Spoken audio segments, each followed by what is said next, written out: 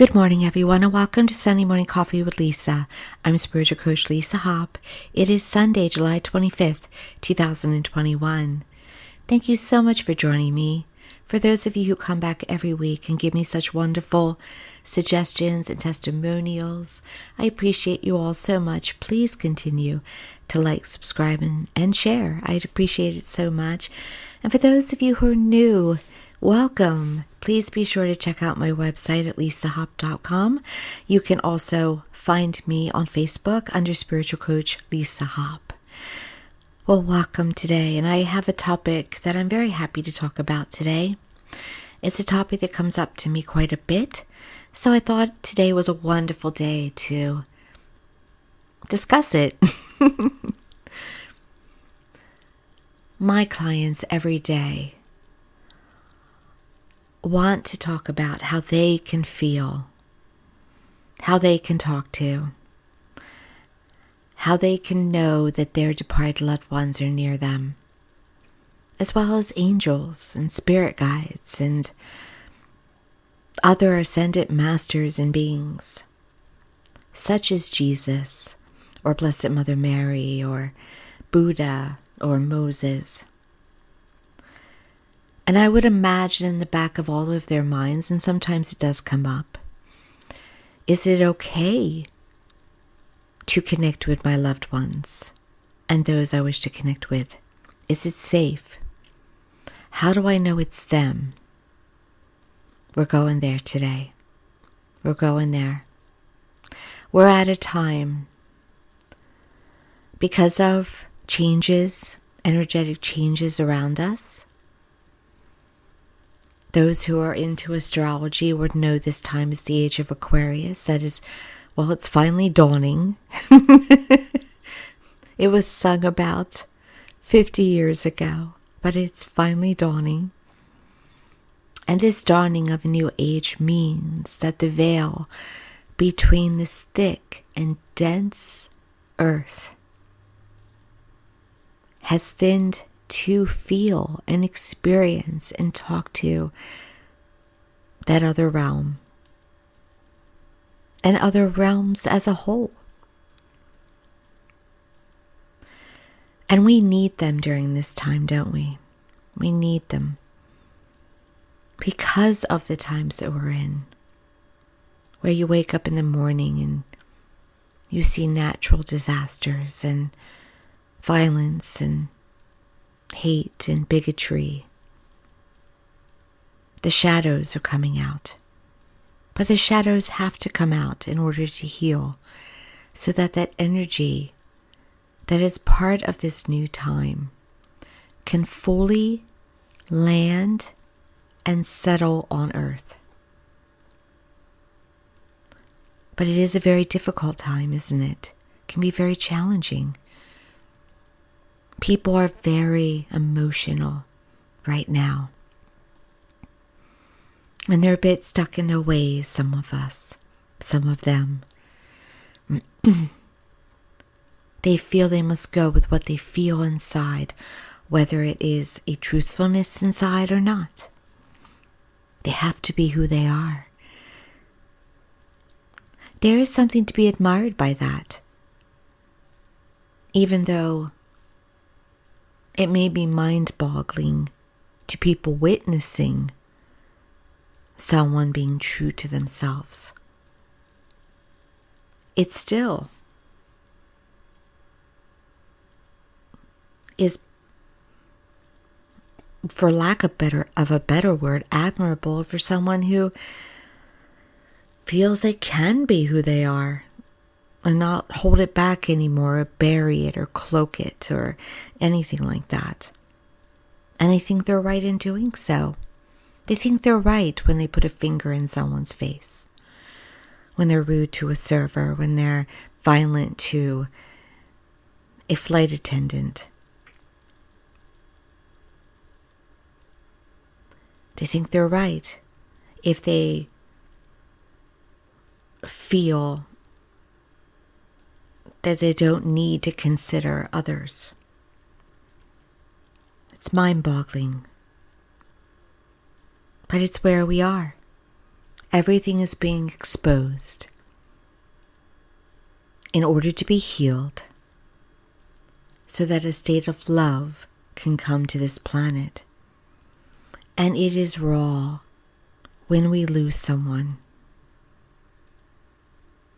physically to heaven, especially if it's a child or a beloved parent. But the children are the hardest. They're our greatest loss. And while we figure out how to step forward, we never figure out how to move forward. It is truly impossible. We grasp at how we can honor them, how we can do it. And that is some of what it's all about. Finding that reason, making it better for another.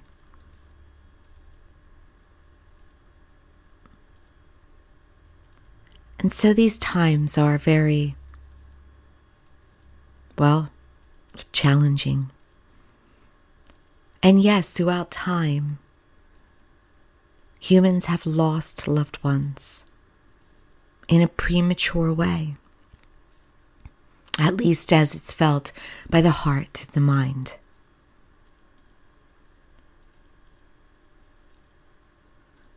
But this time I think my feelings are perhaps it's a bit harder, because often we're seeing that this earth was hard for them. And then we wonder, is there something we could have done? And the answer is no. When it is someone's time, it is between our will and what I call God's will. See, God is known by many names: Universe, Source, Yahweh, Creator.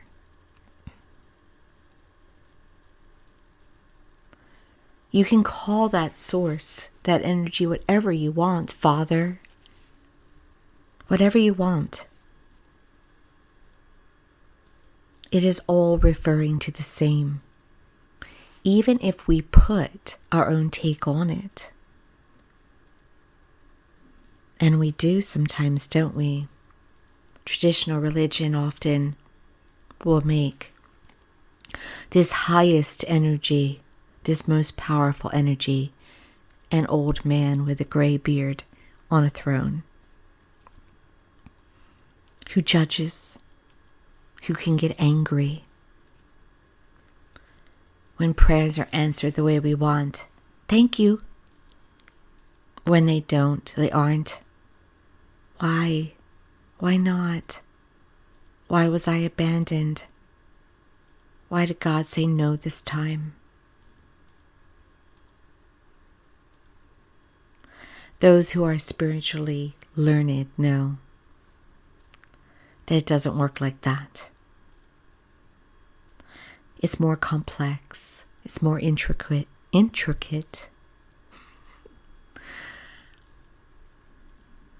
Prayers are always heard, even when you don't realize you're praying. And they are always answered, even if it doesn't turn out the way you're asking for. There's always a larger plan in place. But when someone passes, their will has to surrender. It doesn't mean that how they passed was right. It doesn't mean that we should just let them go and not grieve. It doesn't mean that there was something around it that we shouldn't feel sometimes is lack of righteousness or, once again, fairness. Or if you have rage about someone passing, depending on how they passed it, it's probably very well justified. we often feel that someone is taken before their time. And what we mean is they were taken when they should have had, in our minds and hearts, more time left. Perhaps they are taken tragically when they're healthy, no matter what age. Perhaps they went through a long battle with cancer, and that's just not fair. Why do people have to suffer?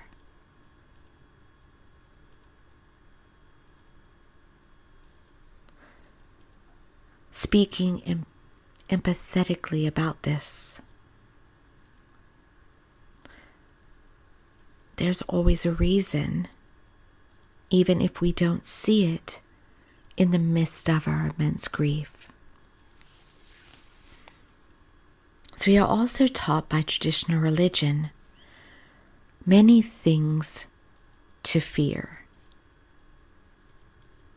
And I would tell you with 100% truth that God is love, heaven is a place of immeasurable love, and the only thing you have to fear is coming face to face with your regrets and consequences due to how you treated others and what regrets you come to have. When we have regrets, we feel emotion. So live life as much as you can, not piling up regrets. Being kind to others, truly treating them as you wish to be treated, and not just how you feel like treating people. Yes, we're saying that a lot nowadays. Let me cut you out in traffic because I feel like it. Do you know how many people I see running red lights? They just don't care. I'm just going to go right through it. It suits me. Until they kill someone. We have to be very careful about the consequences to our choices, but not living in fear of those consequences, just doing the best we can. You see, when you do the best you can, it gets returned to you. 10 times, 20 times, 100 times, 1,000 times over, depending on how good it is. And it's worth it. The rewards are worth it. Just gives you a better time, more happiness, more peace, more joy. So oftentimes we're taught fear. If you talk to a loved one in heaven, how do you know it's them if they give you a sign back? They're masquerading. You're dealing with the devil. You're going to upset someone if you do that job. You have to go to church every week or else. Rules. Lots of rules.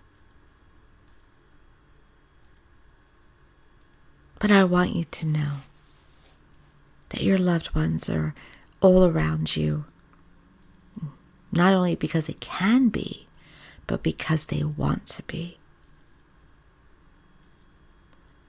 They're around you with energy. The only thing they don't have anymore is that body. That body that couldn't survive, that let them down. And they don't have their physical heart, but they have their energetic heart. And they have a very powerful mind. They are of source. They are of oneness. Just as we have access here on earth and are also of oneness, our physical body blocks us because of its ego, because of its conscious mind. It tells us we should fear. Because of our emotions, due to that ego of anger, pessimism,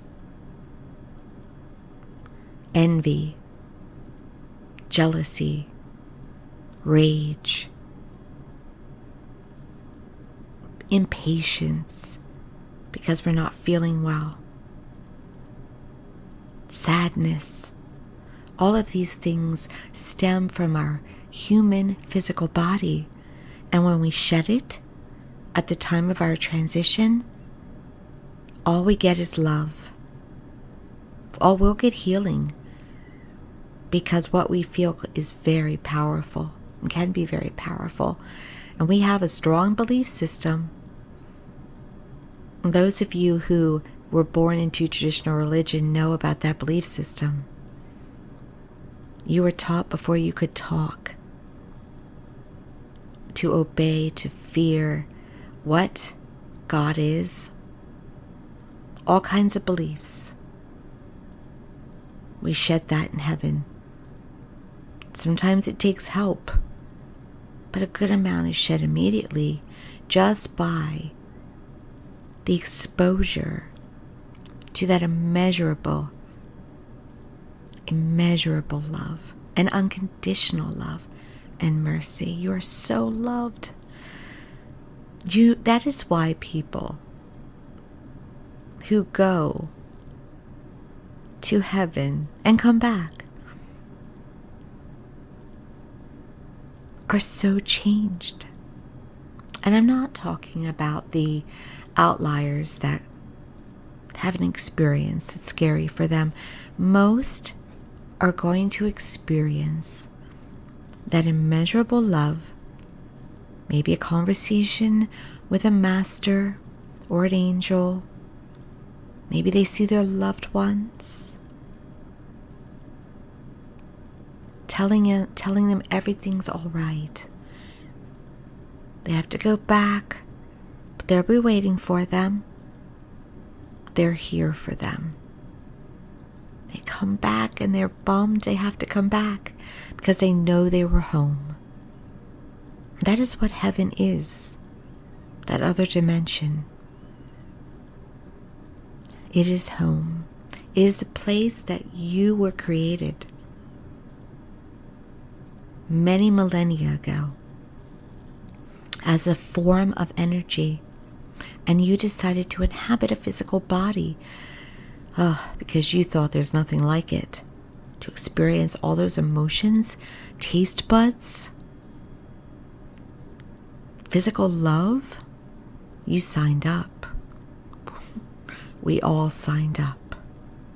And to do it over and over and over again.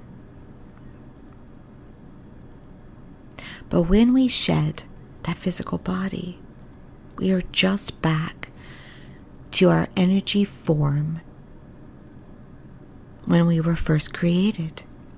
And that energy form still has the personality of that recent incarnation we had. It has more capacity to love with its energetic heart and its knowing mind, and it wants to serve us. It doesn't want to lie to us. Actually, a departed loved one cannot lie to us. It knows we have free will and we can choose again, but it is very careful about what it says to us, what they say to us, and they do get approval before they say it because of our free will. So let's say, for instance, that you go to someone who can hear the other side and see the other side, and your loved ones come through and they tell you that you're going to be a mother. And then you do not become a natural mother through birth, but you do become a foster mother or a stepmother or an adopted mother. They weren't lying.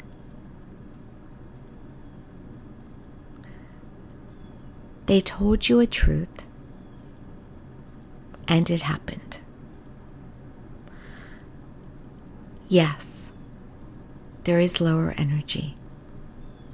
There is energy that is demonic. There is energy that wants to be more physical, or stay around earth and be attached to physical. But your gut always knows. And it's not going to be a departed loved one.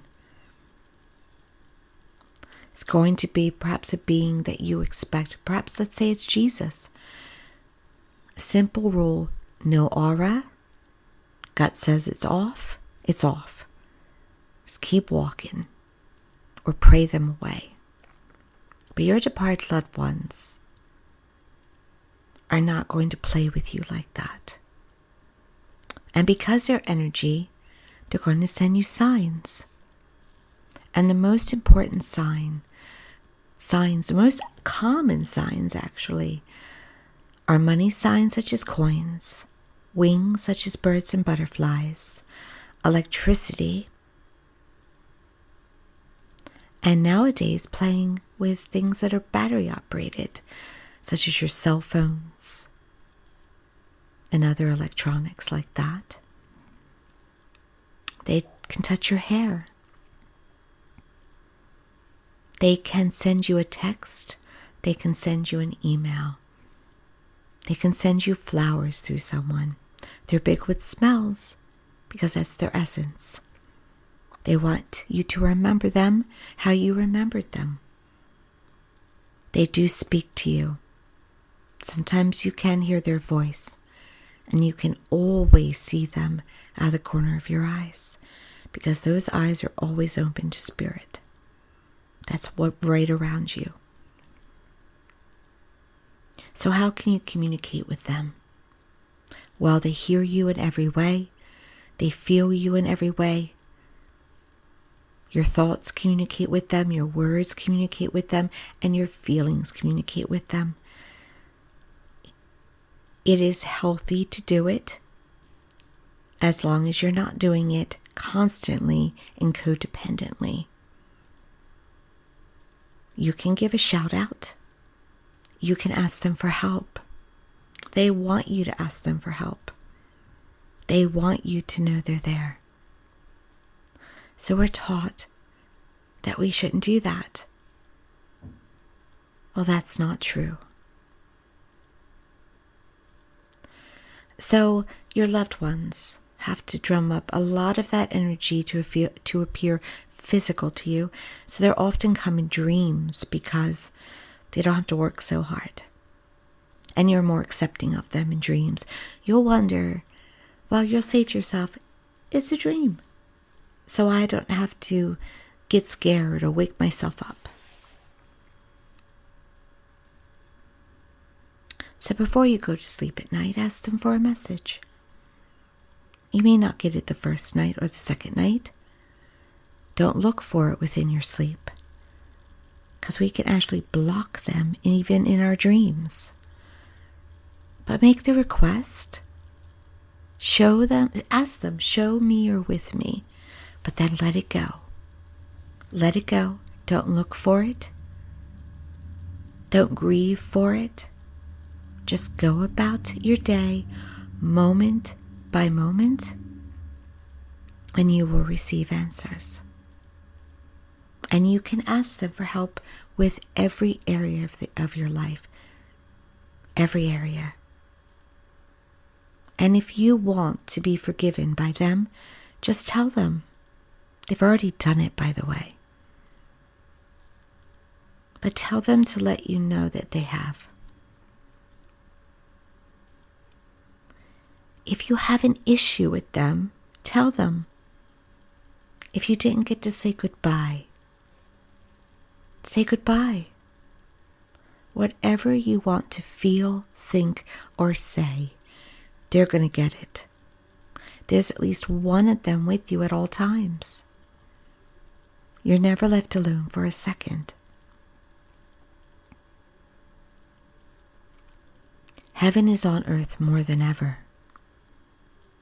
That includes your guardian angels. You have at least 1 to 2. They love numbers. They love white feathers. I hear them as white noise. when I'm with clients, when I'm talking to them. It goes up when I'm doing that in an extreme way that I know it's not ear issues. It's because their higher vibration is around me. Angels are at a higher vibration than your departed loved ones, a higher level. Have you heard about seventh heaven? There are levels to heaven. I think there's actually more than 7.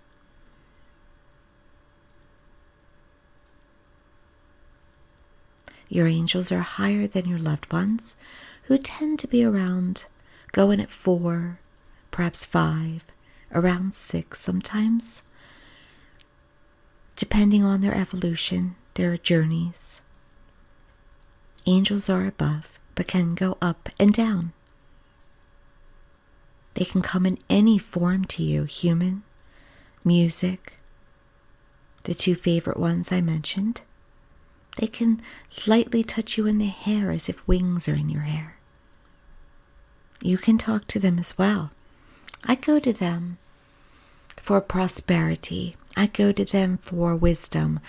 I go to them for strength.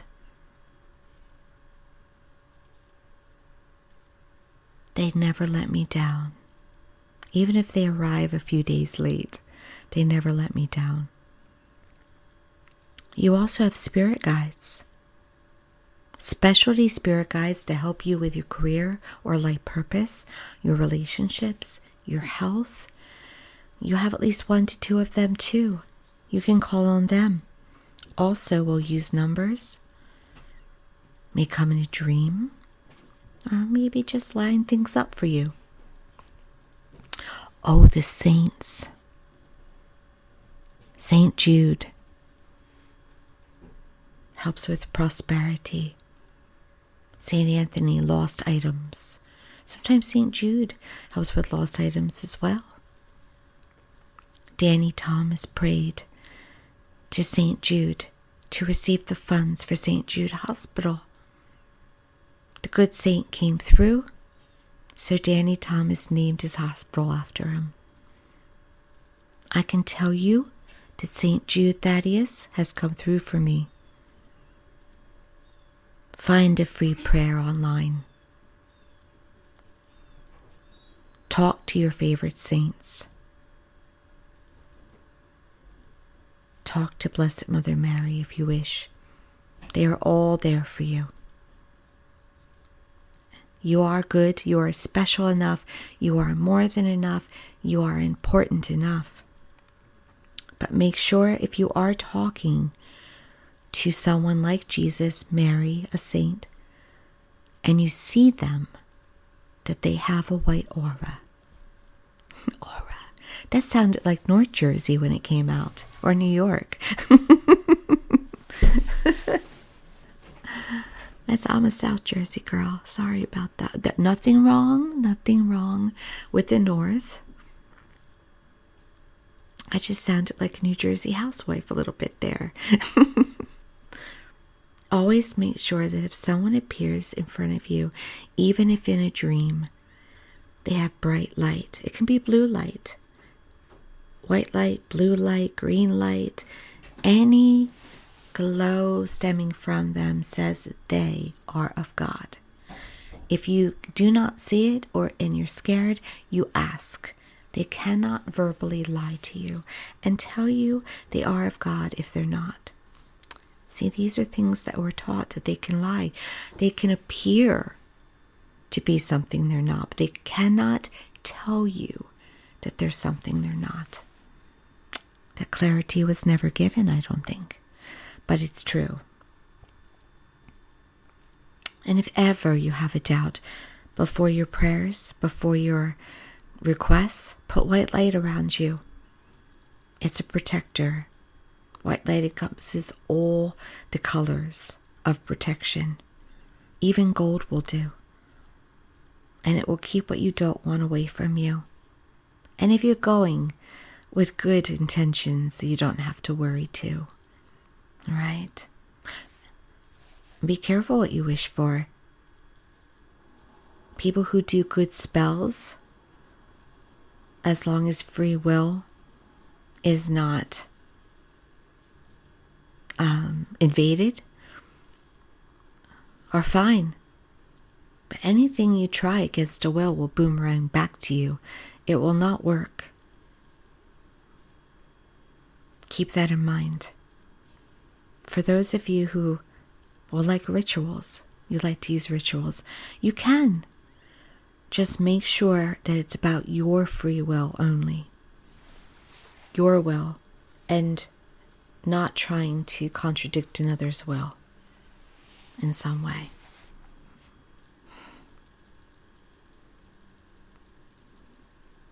I wake up in the morning and I pray, most mornings, with gratitude to those who I have asked for help and are helping me. I pray for the healing of others. I do a daily gratitude letter, knowing it goes out into all my helpers and the universe. I say thank you throughout the day. I try to be a vessel.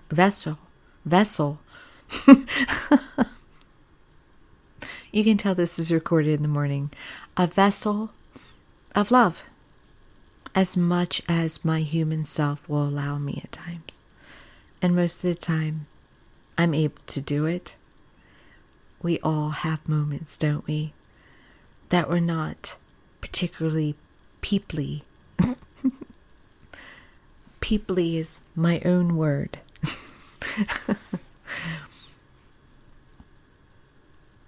But I still try very hard to be kind and courteous even when I'm not feeling peeply.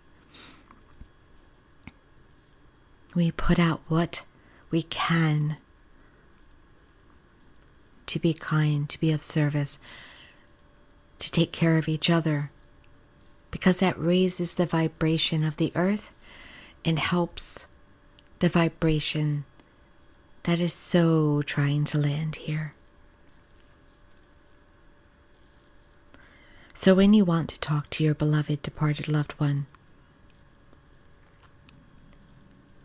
just talk to them as if you've picked up a phone. And then if you wish, ask them to show you they're with you, but then hang up the phone. Let it go. Give it some time. And be alert to what happens around you. Does something work out in your favor? Is a bird staring at you? Is a butterfly stalking you?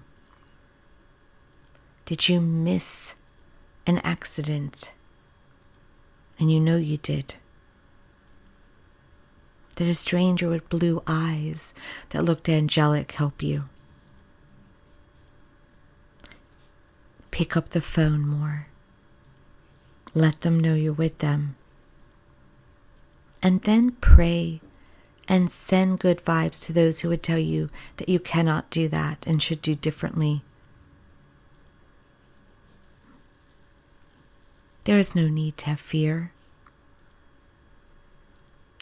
This is your team I'm talking about. Often invisible, but your team. They are with you whether you know they are or not. They are with you if you acknowledge them or not. So you might as well acknowledge them and live this life feeling more secure, more powerful, and happier, knowing that you're not alone. There is this belief that at some point our departed loved ones leave us, even if they're with us from heaven. Love. It is impossible. I have a paternal grandfather who passed 45 years ago, and I still smell him occasionally. He pops up when he needs to be of assistance, out of love. He has not gone far, far away. The man that was him to me, that part of his soul, still will come to visit, still will be there, still is able to greet those who cross over. You can talk to your pets too. They are souls. They are energy just like people, except I always say with less issues. They're able to feel unconditional love much stronger than us and much easier. And they do visit less after time. But they also can always be with you. They often don't show signs in an energetic way. They're often the nails on the floor, the jump on the bed, the meow. They're being pets. They're walking around like pets, or running around like pets, or jumping around like pets. But they visit because they love you. Like humans, they're in another dimension, but they can never fully leave you behind.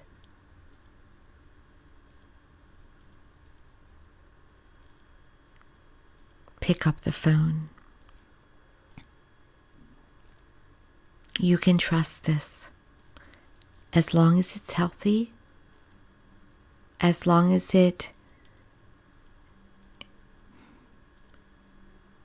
is a healthy relationship you would have had on earth, not codependent. They have other things to do too. Someone had just thought that. What else do? They do everything they love in heaven. They also learn. Musicians are still playing, writing music. People who love motorcycles are riding them.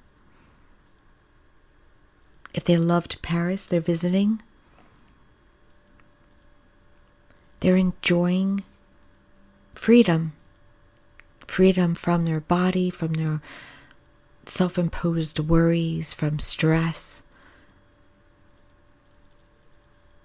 They're becoming all-knowing about the wonders of life, the beauty. Old military buddies get together and play cards still. Italians have Sunday dinners. Whatever they loved, they're doing. And they still have plenty of time for you, because there's not human time in heaven. It's all in the moment. Fun. Ask them to help. Ask them to be there for others that you love on earth. Know they will do what they can. They can't go against your free will or the will of others. But they can do a lot. All of your helpers can do a lot. Turn to them for the miracles. Turn to them for the blessings. Then take one step for you, because heaven requires a team. You take one step in faith, and they will do a lot. So don't sit on your bed or your couch just praying and waiting and waiting and waiting. Pray, hang up the phone, and then take one step or 2 steps or 3 steps towards helping yourself, and they are sure to jump in. Smiling away, grateful and happy that you asked for them. There doesn't have to be a lack of closure. There doesn't have to be a stop. Relationships are eternal. They continue. Be a part of that continuation and that increased love.